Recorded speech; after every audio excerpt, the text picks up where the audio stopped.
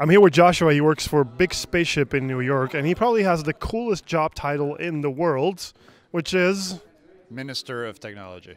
Oh my God. What do you do as the Minister of Technology? Well, on paper, I mean, the title came, I started Big Spaceship 10 years ago when there were 6 of us and I was the one developer.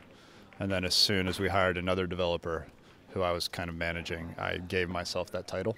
And now it's on my business cards. All right, so cool. I'm probably also one of the few people in the world who have had the same job title, at least in this industry, had the same job title for 10 years. So that is very uncommon, yes. Yeah, right, you know. So, I mean, it speaks to my duties of kind of managing and leading the technology discipline and kind of heading up efforts to stay on the front edge of technology and things. But I'm also a partner, and I've been there so long that I do a lot of different things. Yeah. That's cool.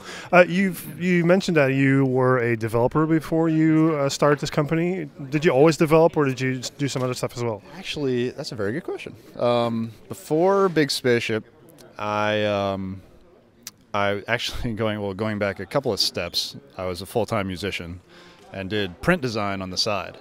And then I had a freelance kind of print position at this company, and this is actually a good Adobe tie-in because then this guy was playing with this thing, and I said, "What's that? It looks cool." And he said, "This is Flash. The new version just came out, Flash 4."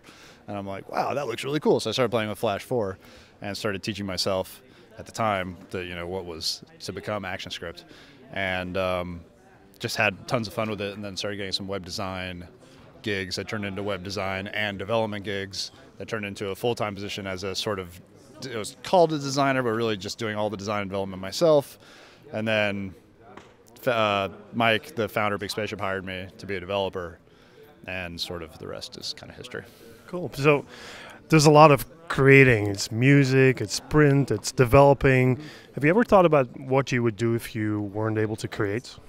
I wasn't able to create? Yeah. Oh man, I'd probably just play video games all the time, which I do anyway. But no, more. I'd play video games even more. Yeah, that's probably all. I would just consume, I think, all the stuff people do create. But yeah, I like contributing to it more. So one of the things I personally am very interested in is, where do you get your inspiration from? I mean, you live in New York, probably, in the city, or in Brooklyn.